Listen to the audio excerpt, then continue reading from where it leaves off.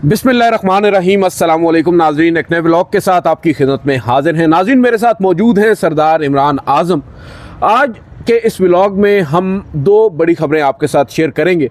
सबसे पहले तो आपको बताएंगे जनाब चीफ जस्टिस याह्या अफरीदी साहब ने आज दोपहर को ही कुछ बड़ी बड़ी बातें की थी। हमने अपने गुज़िश्ता व्लॉग में भी आपको बताया था क्या क्या उन्होंने कहा था। इमरान खान साहब से मुलाकात के हवाले से उन्होंने बड़ी एक आप कह सकते हैं एक दावा किया था। उन्होंने कहा था कि आज हम देखते हैं मुलाकात होती है या नहीं होती, और साथ ये भी कहा था कि आज इमरान खान साहब से मुलाकात के लिए हम ऑर्डर नहीं घेरेंगे, आज हम देखेंगे कि मुलाकात कराई जाती है या नहीं कराई जाती, ऑर्डर के बगैर भी मुलाकात हो जाएगी।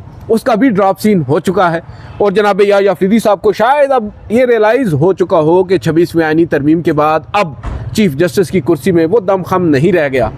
अगर होता तो शायद सुप्रिटेंडेंट अडयाला जेल उसको खातर में लेकर आते। इसके अलावा आज सरदार इमरान साहब से हम पूछेंगे, जो दूसरी बड़ी खबर है वो है पब्लिक अकाउंट्स कमेटी। उस कमेटी में जो मस्ती खेल साहब हैं उन्होंने गुज़िश्ता रोज़ कुछ सवालात उठाए थे, कुछ जर्नैलों से मुतालिक, वापडा से मुतालिक, और कुछ ऐसी बातें थी जो बड़ी तल्ख थी मगर हकीकत पर मबनी भी थी, ज़बान ज़दे आम भी हैं। क्यों कर वापडा का चेयरमैन एक जर्नैल ही होता है, और क्यों कर अरबों जो 4 अरब का प्रोजेक्ट है वो 36 या 40 अरब तक पहुंच जाता है। ये सवालात हैं। इस सवालात के बाद उसका भी एक ड्रॉप सीन होता है। रातों रात मीटर ही उतार लिए जाते हैं उन मस्ती खेल साहब के घर से, उनके आसपास के गांव से, कि भाई आपने ये सवाल करने की ज़रूरत क्यों की। अपेरेंटली उसके अंदर भी बड़ी अहम इंफॉर्मेशन है। पहले हम सर बात कर लें सुप्रीम कोर्ट से, मेरे ख्याल में अच्छा क्या कहते हैं सर। ये हुआ ये है कि आज सुप्रीम कोर्ट ऑफ पाकिस्तान में सुबह 9 मई से जुड़े कुछ मुकदमात की समाअत थी, और उस समाअत के दौरान एक मुकदमा जो इमरान खान साहब की ज़मानत से मुतालिक है, मेरे ख्याल से फ़िज़िकल रिमांड से मुतालिक है, फ़िज़िकल रिमांड मांगा गया था पंजाब हुकूमत की जानिब से। सलमान सफदर साहब पेश हुए, तो उन्होंने कहा कि आप इमरान खान साहब से मुलाकात का एक हुक्म जारी करें और उस हुक्म में बाकायदा तौर पर लिखें कि मुलाकात करवाई जाए मेरी इमरान खान साहब से। तो चीफ जस्टिस ऑफ पाकिस्तान फरमाते हैं कि अब मुलाकात के लिए ऑर्डर की ज़रूरत नहीं है, आपकी मुलाकात इस बार बग़ैर ऑर्डर के होगी। हमने कहा ये तो बहुत बड़ी बात कर रहे हैं चीफ जस्टिस, शायद इन्होंने एक नोटिस ले लिया है कि लास्ट टाइम जो जस्टिस सरदार एजाज इसहाक खान साहब ने ऑर्डर किया था उस पर मुलाकात नहीं हुई, क्यों नहीं हुई, आज मैं ऑर्डर करता हूं। उन्होंने कहा कि मैं तो ऑर्डर भी नहीं करूंगा, ऐसे ही हो जाएगी।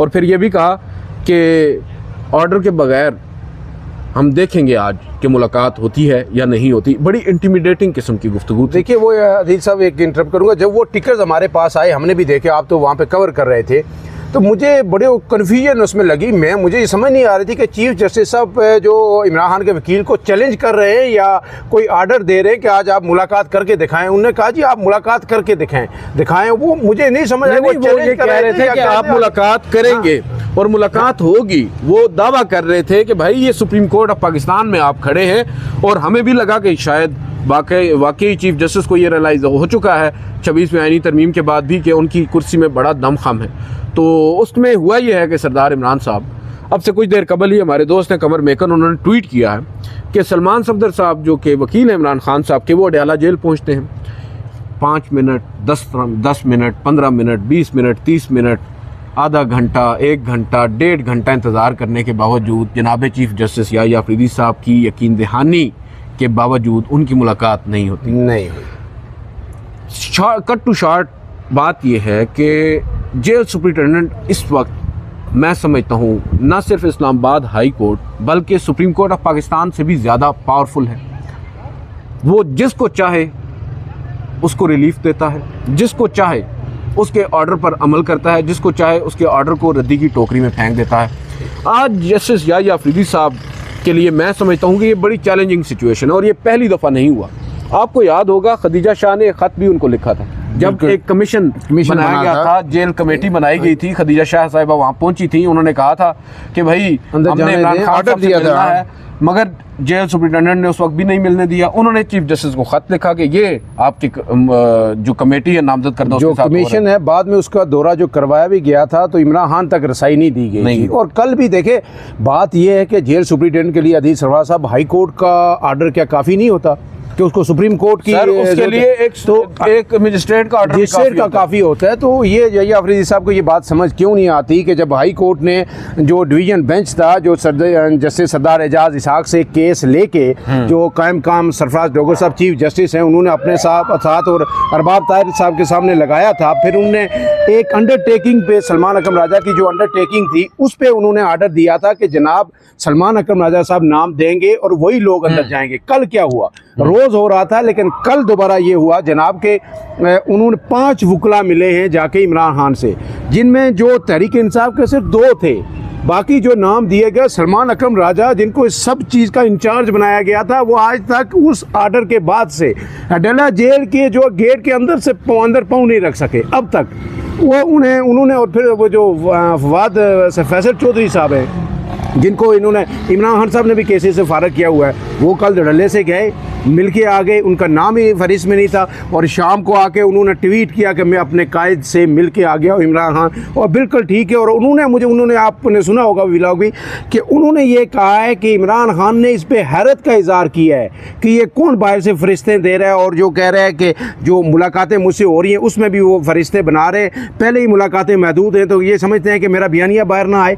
ये सारी चीज़ें वहाँ पर हो रही हैं और जो नामजद करदा लोग हैं PTI के, उनके अंदर नहीं आने दिया जा रहा। तो उनको चीफ जस्टिस को तो ये चाहिए था कि जनाब हाई कोर्ट पे पहले पूछे कि यार हाई कोर्ट के जो कायम काम चीफ जस्टिस हैं उनके अहकामात पे अमल दरामद क्यों नहीं हो रहा। आज फिर उन्होंने अपनी रिट एक्सरसाइज करने की कोशिश की, उसका पोल भी अब खुल गया है। और अदील सरफराज साहब जिस तरह मतलब मैं आपने ये कहा था और ये बात बिल्कुल करीने क़यास है कि सुप्रीम कोर्ट के जो जजेज़ हैं इस वक्त वो जो दिगर जजेज़ भी हैं वो अपनी CV अपडेट करने में लगे हुए हैं कि जनाब जो जब ये यही अफरीदी साहब जाएंगे तो जब CV हमारी जाएगी 3 लोगों की तो उस पर क्या लिखा होगा कि किसने कितना फैसिलिटेट किया, क्या नंबर हैं।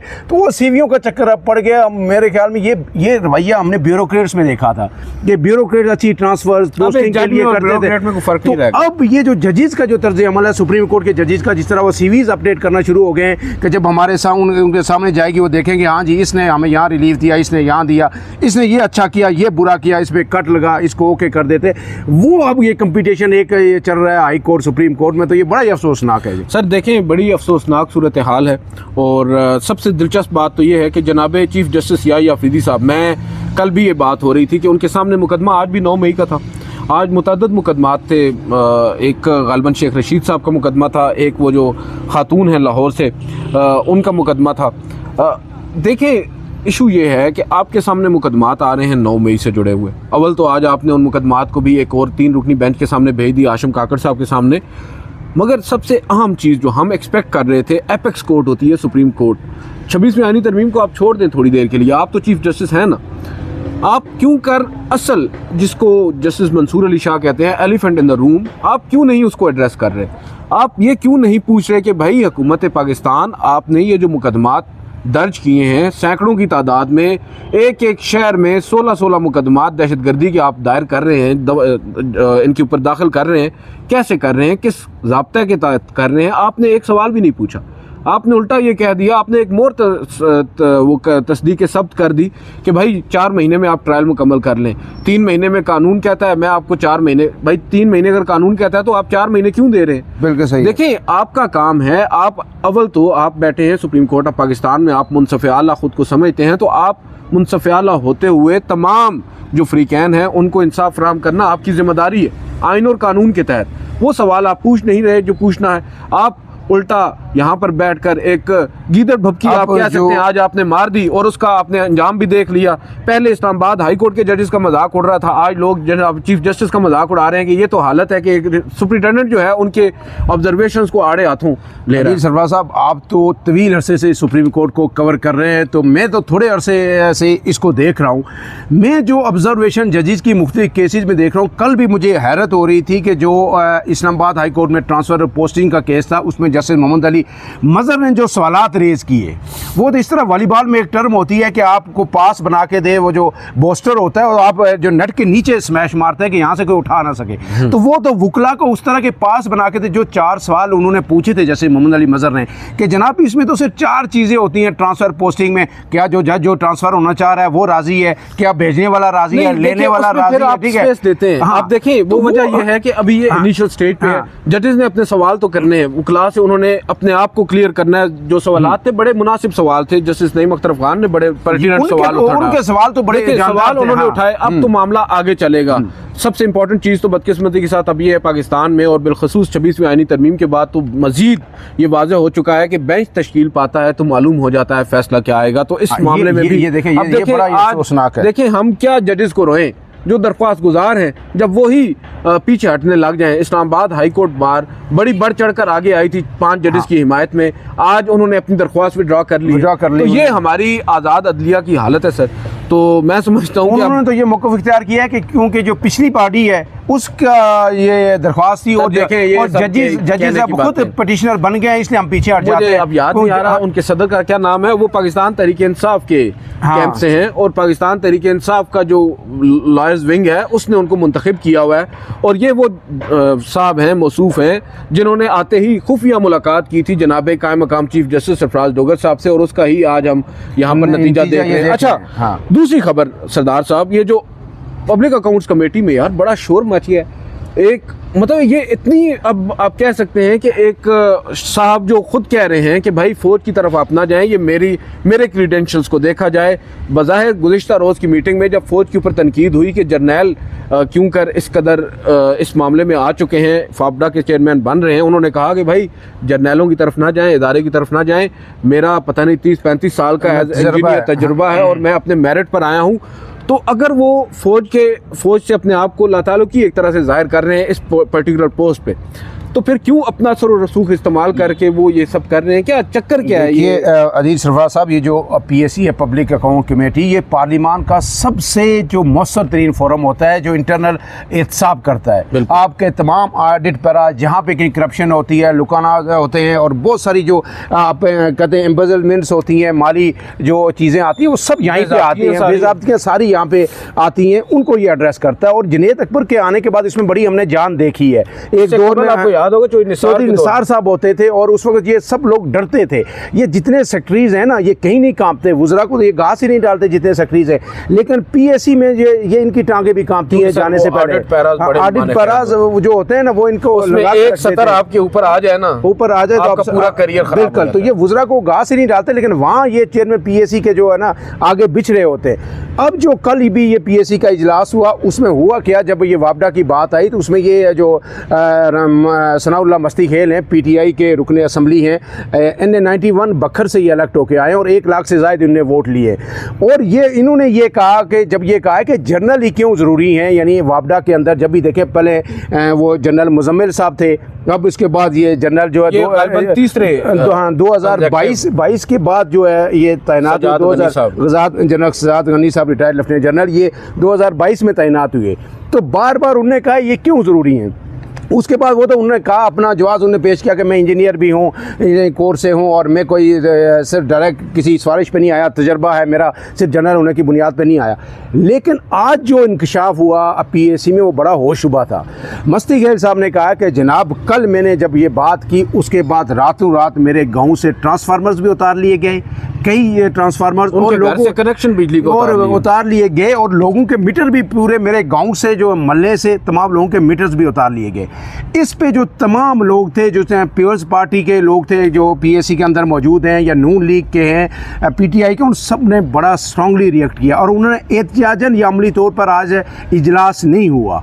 और उस पे उन्होंने फिर क्या स्ट्रांग रिएक्शन है? आप पार्लियामेंट उसमें तो ये चाहिए, पार्लियामान को खड़ा हो जाना चाहिए। नहीं, अब तो आ गया। उन्होंने कहा है कि इस पे हम स्पीकर को लिखेंगे, हम स्पीकर से बात करेंगे। मैं उनके जो रिमार्क्स हैं वो आपके सामने। सॉरी, आप इससे पहले कि आप उन रिमार्क्स की तरफ जाएं, मैं पूछना चाह रहा हूँ क्या ये वो स्पीकर हैं जो अभी कल कह रहे थे एक इंटरव्यू के अंदर कि वो जो पार्लियामान के अंदर से लोगों को उठाया गया था अभी तक, वो पता नहीं कौन। हाँ, ये वही स्पीकर वही है, लेकिन क्या करें, हैं तो सही ना। तो इसमें जनाब ये जब इजलास हुआ तो सनाउल्लाह मस्ती खेल साहब का कहा कि रात गए मेरे गांव से मीटर उठा लिए गए, ट्रांसफार्मर भी उठा लिए गए, हम पाकिस्तान के वफादार हैं, 22-23 साल से पार्लियामान में आ रहा हूँ, बेशक मेरे घर को गिरा कर ये वीडियो भिजवा दें, ठीक है।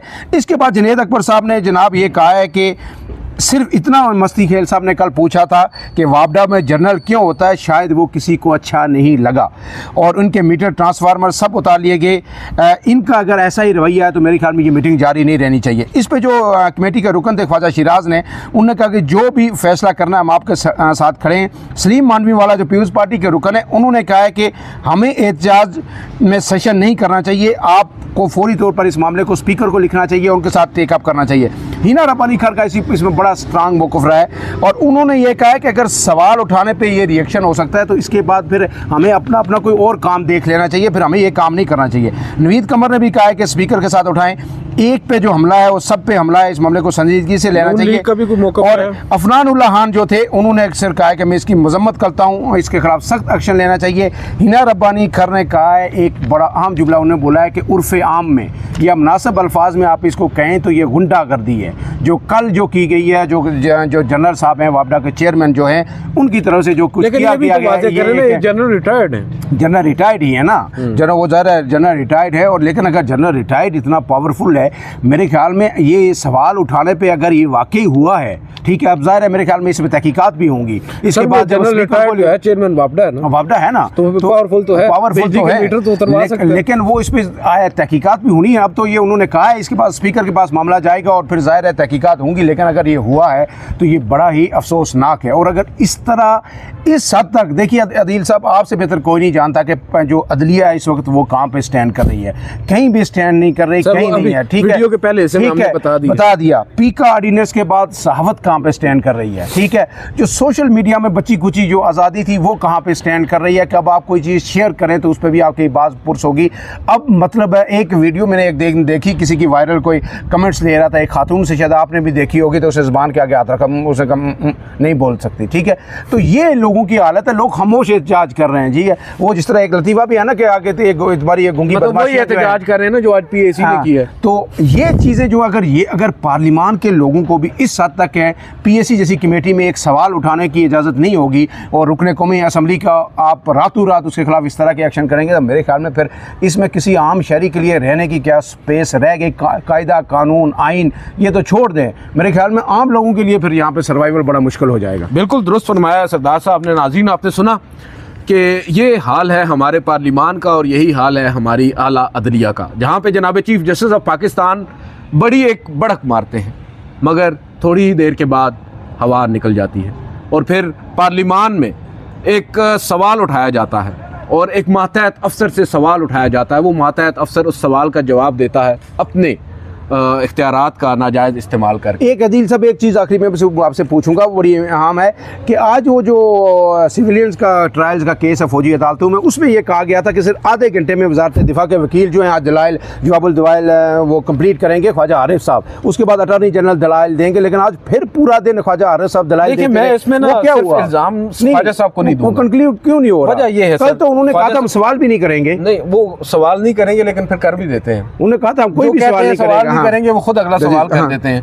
मसला ये है कि आप एक वकील को सुन रहे हैं तो उस वकील को जरा बोलने दें। सर, मैं तो पहले दिन से ये बात कर रहा हूँ, ये मामला, हाँ, ख्वाजा आरिफ साहब का अपना एक स्टाइल है, वो चीज़ों को लिंगर ऑन करते हैं, उनका अपना एक स्टाइल है, मगर जजेस साहिबान को भी तो चाहिए ना कि भाई आप भी अवॉइड करें गैर ज़रूरी सवालात को। सही है। और जो आपके सवालात हैं अगर कुछ होते हैं तो आप आखिर में उन्हें कह दें कि ये हमारे सवालात हैं, एक रिटर्न सिनॉप्सिस आप हमें समाअत के बाद दे दें, तो शायद आपका काम भी आसान हो। बहरहाल आज भी कंक्लूड नहीं हो सका, मामला कल तक चला गया है, देखते हैं, हो सकता है कल अगर ये ख्वाजा साहब अपने आर्गूमेंट्स कंक्लूड कर लें, क्योंकि मोस्ट इम्पॉर्टेंटली कल की समाअत सुबह रखी गई है, जल्दी रखी गई है। रोज़ाना वैसे 11:30 होती है, कल 9:30 होगी, तो हो सकता है 11:30 बजे तक सर ये आपके ख़त्म कर लें ख्वाजा साहब, और उसके बाद फिर अटॉर्नी जनरल साहब एक आध घंटा लगा के कल ही इस पर फैसला महफूज हो जाए, या परसों भी हो सकता है। मगर ये अब 1-2 दिन की बात रह गई है। देखते हैं ये बिल्ली अब कब थैले से बाहर आती इसमें है। भी ऑब्वियस है फैसला। सर देखें, आप तो कहते हैं बेंच के बाद पता चल जाता है। सर देखें, फ़ौजी अदालतों का केस बड़ा ट्रिकी है।